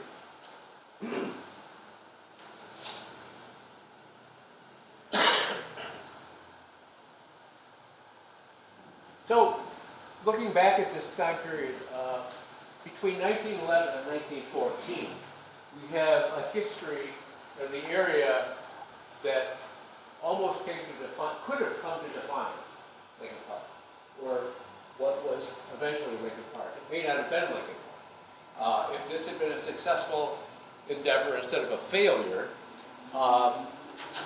it would have certainly changed history. It might have changed automotive history. We know that about 4 years later, Henry Ford started to build the Rouge plant, right? And that was in 18. Henry Ford bought up all the property at that point, starting in 1950. So this was even before Henry Ford bought the property at the Rouge plant. So this whole idea of having a complex of buildings, having a place for your employees to live, was a whole new idea that these guys had. And they had big dreams. Unfortunately, it didn't come to fruition. The failure of this, in some ways, was a success for the community. Because without this going ahead and being successful, it allowed for other histories to develop. So we're here, you're here, because Suburban Motor Car Company was not successful. That would have changed the whole fabric of the community. You'd be sitting in Suburban City. Yes, you would have. Yes, you would have. Yeah. Do you have questions about anything? Certainly try to answer the questions. I'm still working on this history. I want to do a timeline of the whole thing. I have a lot of the dates and a lot of the facts that are involved here, a lot of the names that are involved, but I'm still doing research on this whole process, especially the part that took place in Detroit. When they were in Detroit, before they came out here to Detroit Township, where they were, where they made their cars, how many they made. Nobody seems to know that or have that information. So I'm still working on that. There were cars that were made here in that little factory I told you about in Detroit, on the other side of the river. But again, we don't know anything about them.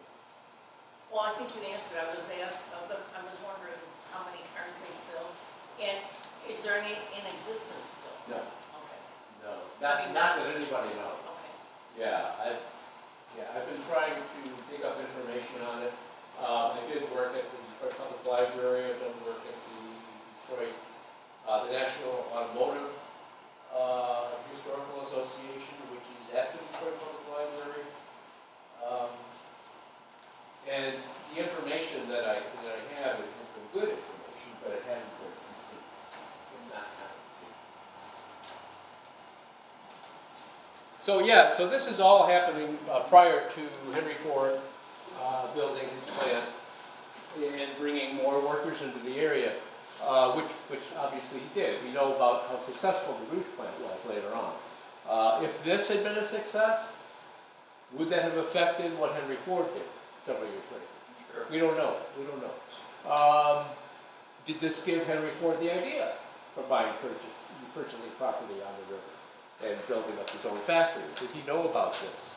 Probably. You know, I mean, Henry Ford kept his ear, to the ground. He knew what was going on, especially in Detroit, with all of that list of automotive factories.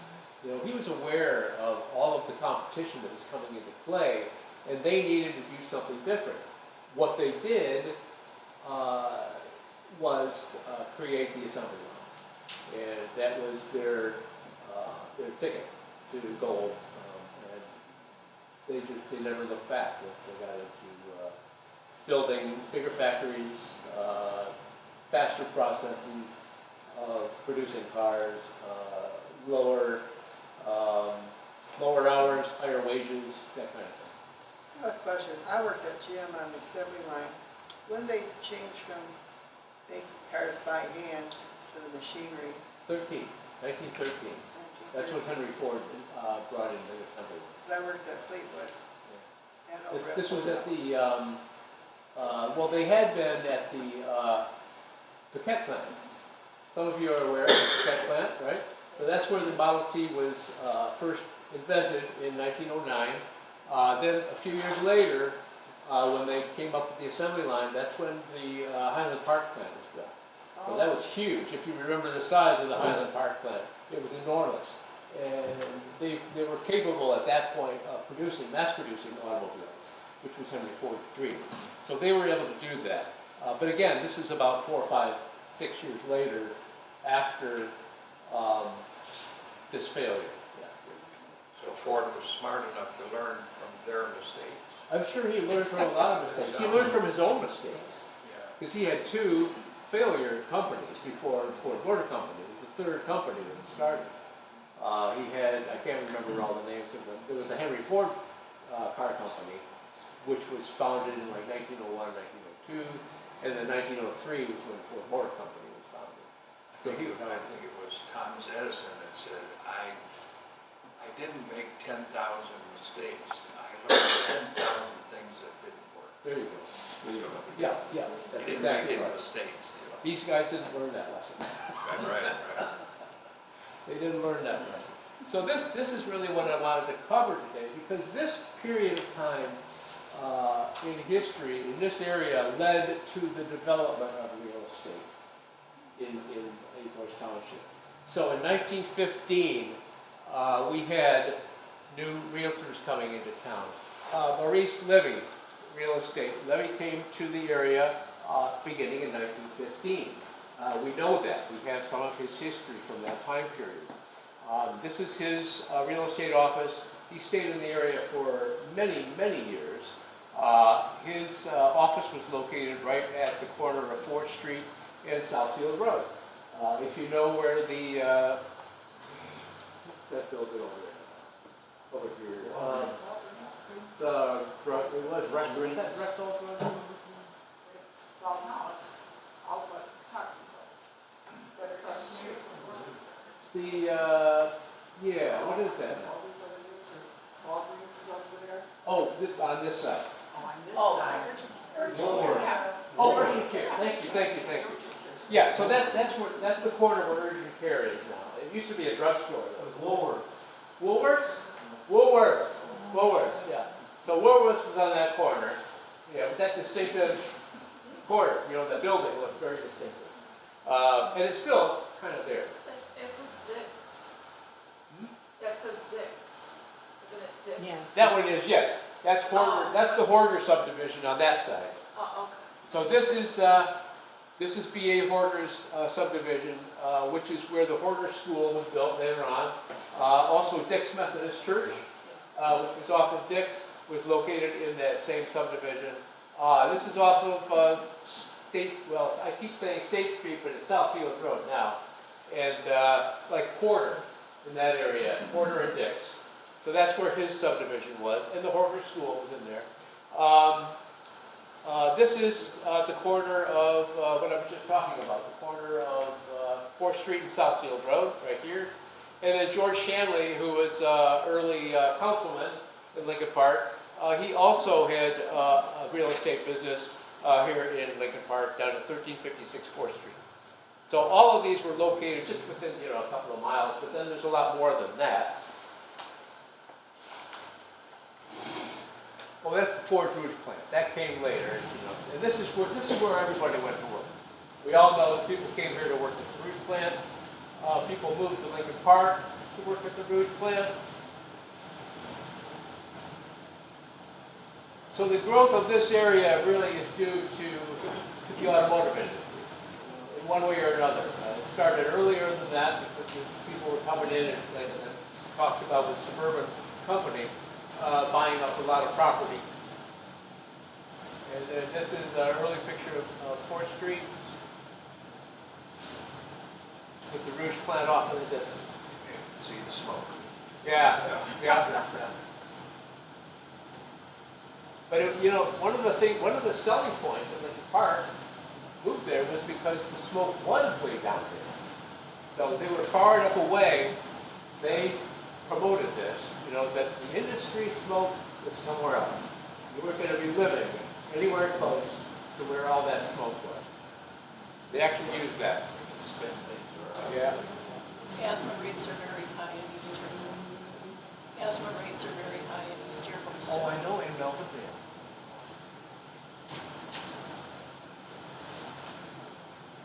This is one of the longtime businesses early on. This was Lincoln Park Garage that was owned by Dylan Wilbur and Herman Quant, the son of Herman Quant. Lincoln Park Motor Sales, and it became, so yeah, it was located at 1606 4th Street. 1606 4th Street is at O'Connor. If you know that area, it is where the Moose Club is now. So that area, which later on became A&P, A&P in the 1940s, now Moose Lodge. Originally, that corner, well, it was a good-sized lot, is where the car dealership was.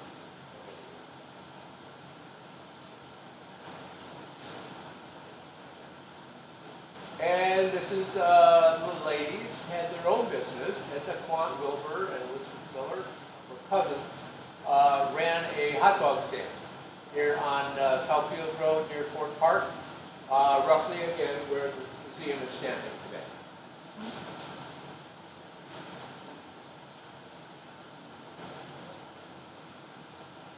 That didn't survive the change over to the city in 1925. The city was kind of built up around it, so that little shack disappeared.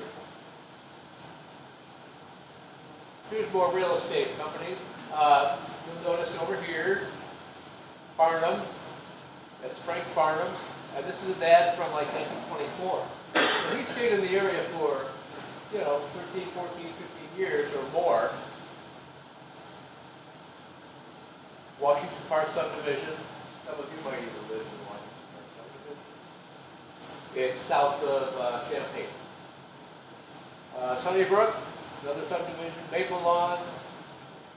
This is Horner. I talked about Horner's subdivision over on the far side by Dick's. And again, Maurice Levy. Mr. Levy was mostly interested in the center business district. He was promoting the business district, and Levy is the one who financed the new Park Theater. So he essentially paid, he and a partner paid for the Park Theater. They paid the architect who built the Park Theater, C. Howard Crane. And so the Park Theater really is indebted to the investment of Mr. Levy.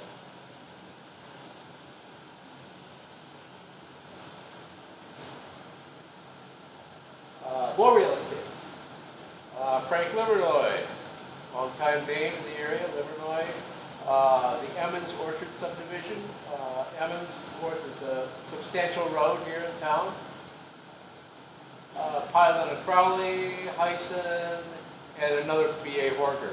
And Horger was here early on because, as you can see in this ad, there is no mention of Lincoln Park. So this ad comes from about 1920 or 1919, possibly. because there is no reference to the development of subdivisions in the community of Lincoln Park. Lincoln Park, as we talked about last time, didn't become a village until 1921. And it says, in the upper right, it says, "You men of moderate means." Yes, it does. So it knows his audience. Yeah, he was a good salesman. He developed, as I mentioned, the area around where the school was. He donated the land to the school. That was built in 23. And he also, I think the church bought property from him and built the Dick's Methodist Church early on, because that was also built, I think, in 23. Very, very early on during the village years.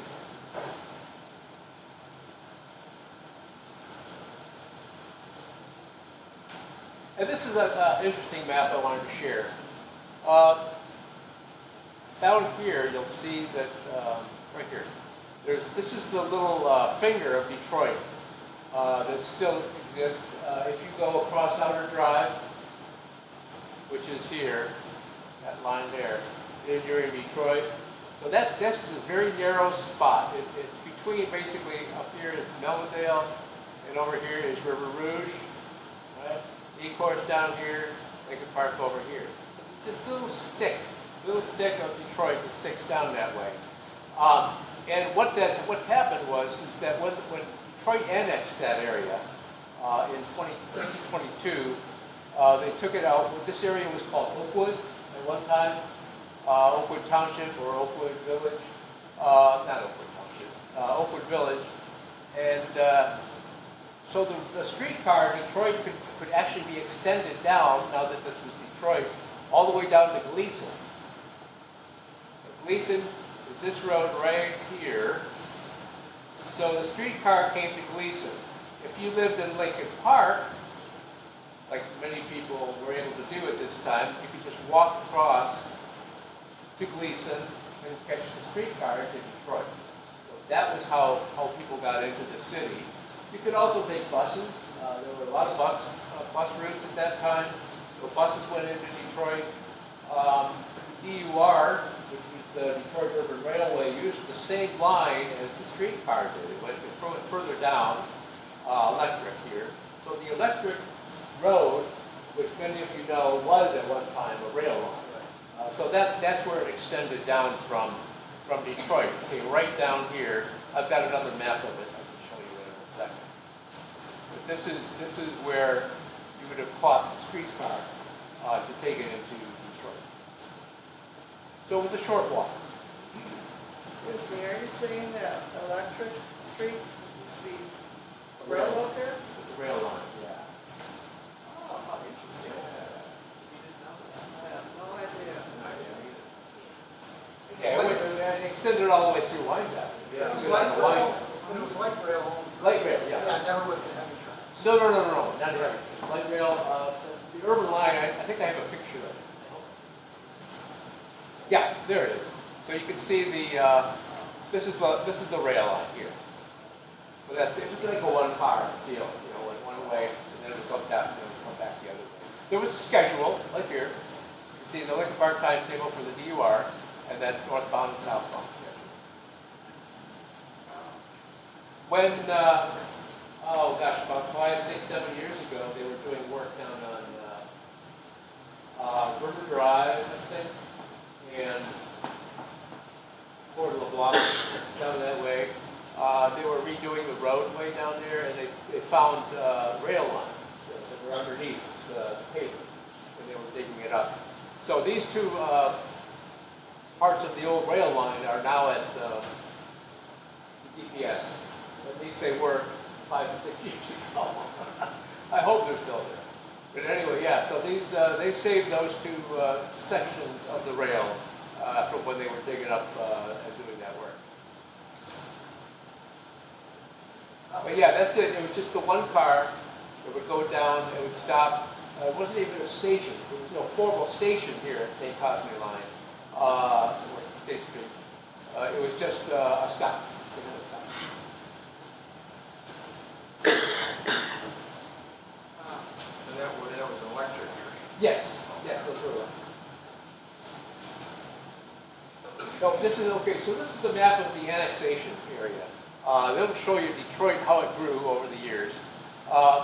Down here, that's that finger again. I just showed you where Detroit came down into toward Lincoln Park. That was annexed in 1922. If you look at other areas up here around Redford, 1923, 1926, 1924, 1924, 1926, 1923, all around Detroit. All of these sections, some of them were townships, some were villages, were all taken into the city of Detroit. Fordson, right here, avoided that. Fordson was up for annexation, and they fought it. So Fordson eventually joined with Dearborn to become the city of Dearborn. So Fordson actually is where the Rouge plant is today. So that's part of Dearborn. And then this again is Detroit here, that little brown spot.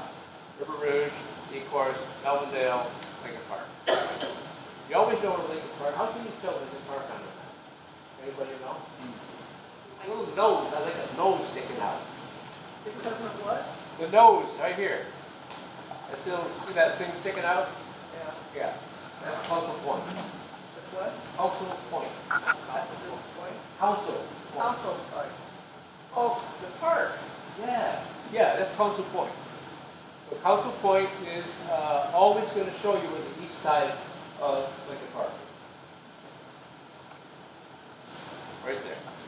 That goes all the way down to Goddard, don't it? Lincoln Park, the southern border of Lincoln Park goes down to Goddard. Goes a little further than Goddard, it goes to Brest Road. The northern border is Outer Drive, right up there. Essentially, it follows the river. So the Ecorse River goes south along Goddard and goes north along Outer Drive, right? And then it's only the western part that is confusing to people like me. So the western part of Lincoln Park was developed over time. It expanded over in the early years of when Lincoln Park became a village. They annexed a few blocks here and there. So the western part of Lincoln Park has changed. Jeff, doesn't Lincoln Park have settling ponds on the other side of the creek? Which kind of pond? If you're on the north side of where the two creeks come together, Oh, it goes out to the river. yeah. You mean like down over here? Yeah, yeah. Yeah, well, yeah, part of that, there's a little tiny bit of that that's Lincoln Park. Yeah, because what happened was they reshaped the river right there. Okay, yeah, there's settling ponds or something there for Lincoln Park. So, yeah, so right where the old steel mill was. Yeah, in Michigan Ecorse. Steel. It's just below where the steel mill is. That's an interesting map to look at, because it shows you how little Detroit was when it first. It's like right here. This is all that Detroit was. Then 1857, 1885, 1906. Kind of grows in all directions. Hamtramck and Highland Park, of course, stayed independent. They were not annexed. And Dearborn as well.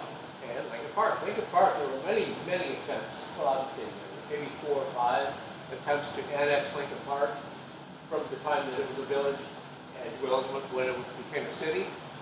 Lincoln Park always voted the annexation down.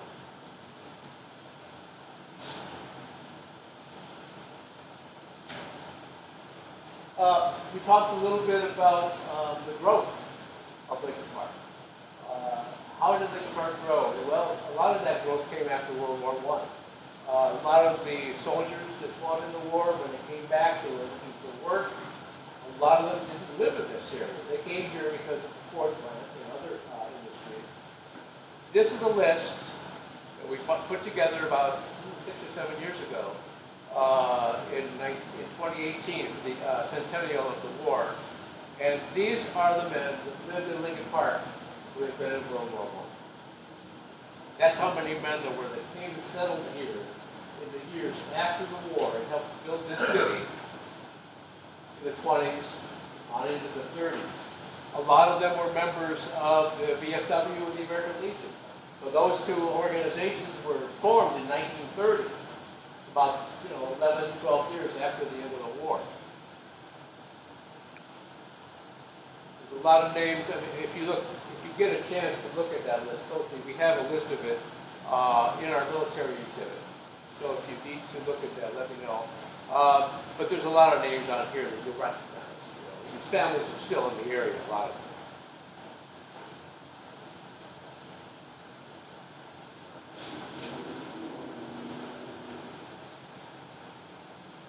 And immigrants. We had a lot of immigration that came at this time period. There's a lot of talk. There's always been talk about immigration, probably since the beginning of when we became a country. But it's always been an important part of our growth and helped to build community as it is today. But at this time, most of the immigration was coming from Eastern Europe and Europe in the years both preceding the war and after the First World War.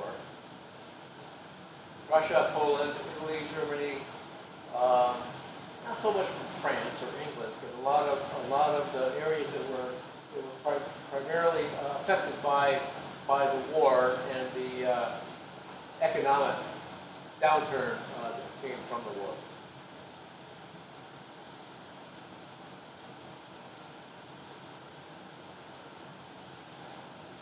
And these are some of them. Chiarelli and Leone. Chiarelli Market, right? Some of us remember Chiarelli's. It was around until, about 2010, something like that, 2011?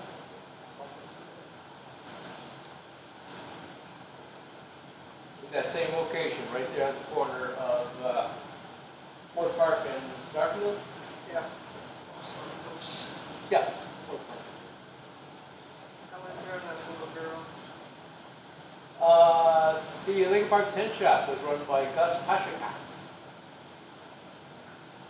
from Lithuania.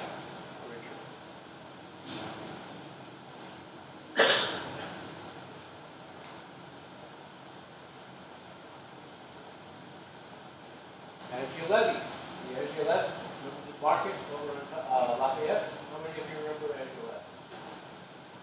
By the school in Lafayette? No?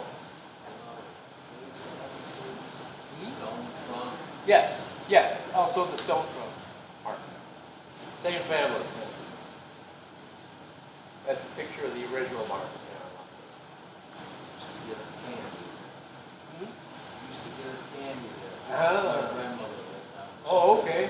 This one? The Sabodash home. Some of you might remember the Sabodash company up on Outer Drive. They built that house about 1918, 1919. Been there a long time. It's not there now. That whole area has been redeveloped up around where Outer Drive Hospital is. They came from Austria-Hungary. Sabodash.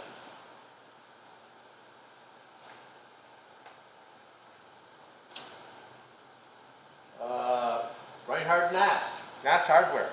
That was around for a long time. Into the 40s.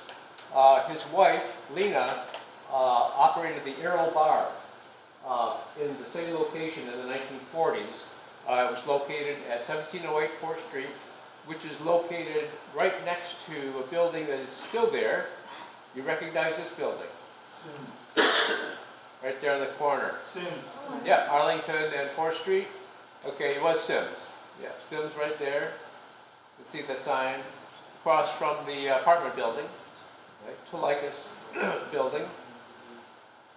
There was a bookstore there for years. Pharmacy there now. They're in which one? In the apartment? Like right across the side street from Sims. Yeah, that three-story Oh, yeah, building. on the, The first like, ground floor, floor here? when I was in high school, was a bookstore. Really? Okay. Yeah. That's- Park That was books. Heine and Purdue before that. Yeah.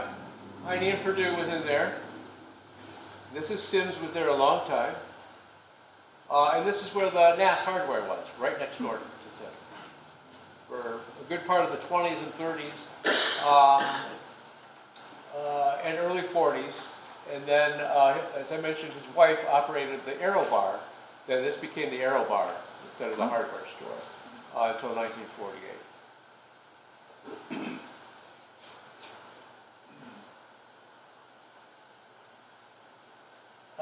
And the Ryanair family, they were also immigrants, came from Belgium. Before the 20s, I think the family was living elsewhere, not in Michigan, and then they ended up here. I think they came before the war, actually. I think the Ryanair family was living in the United States prior to World War I.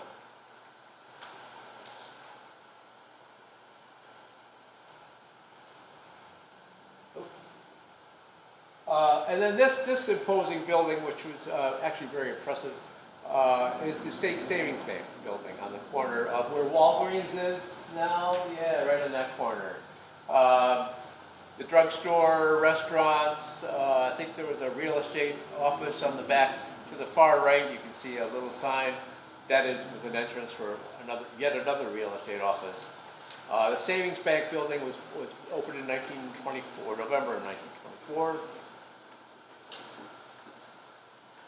I think you might take a little white out and get rid of that sign in the upper left-hand corner, put money in the museum.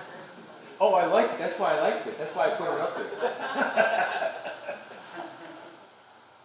That's true. It's very true. You're not earning money to put it in a museum. That's before the 29 crash.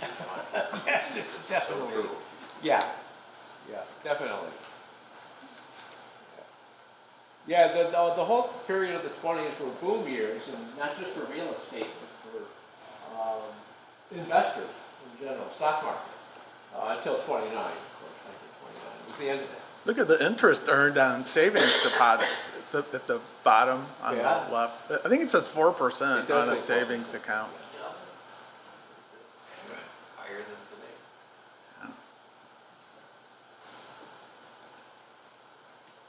More businesses, local businesses, during the time that we became a city. Plumbing, hardware, cars, electric appliances, everything you need. More ads for businesses.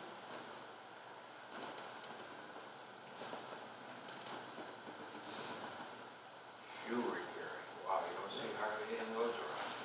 Yeah, we used to have one not too long ago. Yes, there was one for quite a while. Yeah. The Harrison Block is kind of at the corner of Electric in Southfield. Not there anymore, but it was built in the 20s. Floyd Harrison, who was one of the elected officials in the city, he was an insurance salesman as well as a realtor.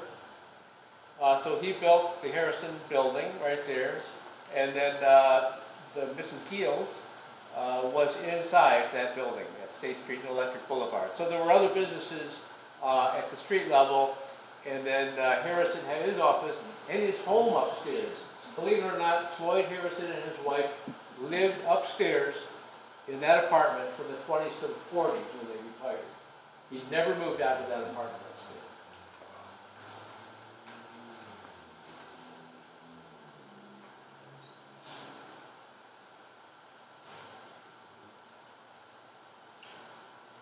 Yeah, this is our finest in 25. The fire department was formed in 25. This picture was taken the following year when they had a new station.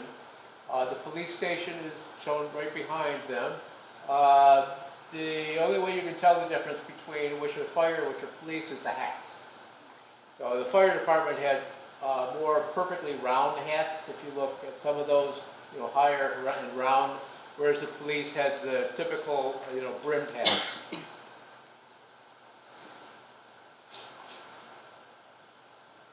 This fellow down here, anybody know who that is? Preston Tucker, yeah. Got a donut in his hand? He might be hiding one over there. This is Joseph Dubois, was the police chief at that time. And the patrolman standing right next to him is Floyd Crichton. Floyd Creighton was the police chief for about 30 years in Lincoln Park, and retired with great honors. I mean, people celebrated the work he did for the city. That's Floyd Creighton right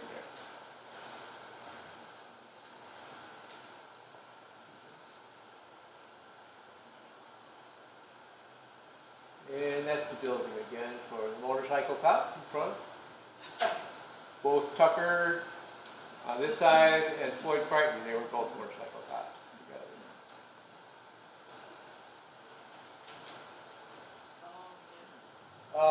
Finally, a post office in 25, when they became a city. New post office opened on 4th Street.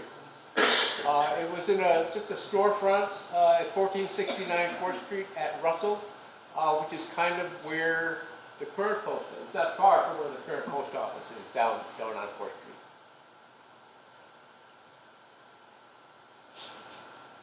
And a library.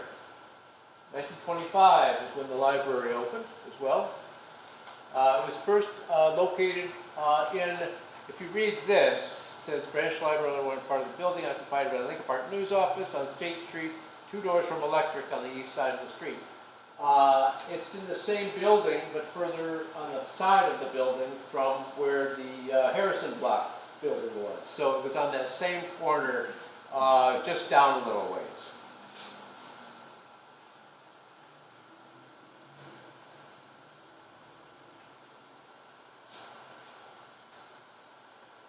Lincoln Park Athletic Club, baseball, you gotta have baseball.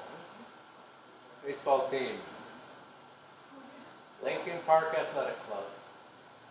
I don't know anybody in that picture. Nobody's identified. My grandfather's in there. Who? My grandfather. Your grandfather? Over left. Front row. Lower left, right here? What's his name? That picture was stolen out of Clements. I had a copy, and it got stolen out of Clements. Really? I didn't know. What's his name? Yeah? Yeah. Wheels. Oh, that's Cleo. Rose James. Okay. That's Jim's grandfather. The picture was taken right here. Yeah. Post office. It was, yeah, exactly. This was a ball field for many years. Were there other people identified, in that picture? Yeah. We have to look for that. I think we have. This is an interesting fact. In 1925, when Lincoln Park became a city, we were only the 6th city in Wayne County outside of Detroit. So these are the other cities: Hamtramck, Highland Park, Lincoln Park, River Rouge, Spring Wells, and Wyandotte. Those were the cities in Wayne County in 1925. What happened to Springwells? Was it annexed? Spring Wells. Oh, part of Yeah, Dearborn? Spring Wells, yeah. Oh, the area that I showed you that became Fordson, that was Spring Wells. Oh. Later on it became Ford. It just changed names.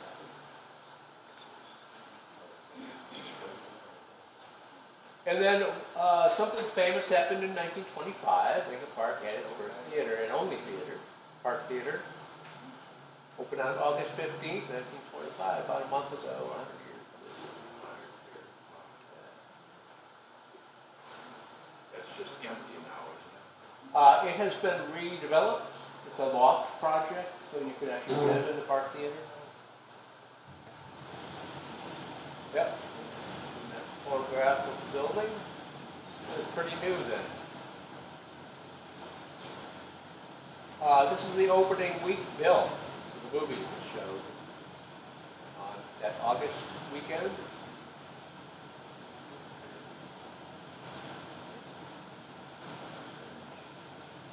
Nothing streaming though. No, these are the. I found the ads for all those movies that were up here. Those are all the posters for those 4 movies that were showing.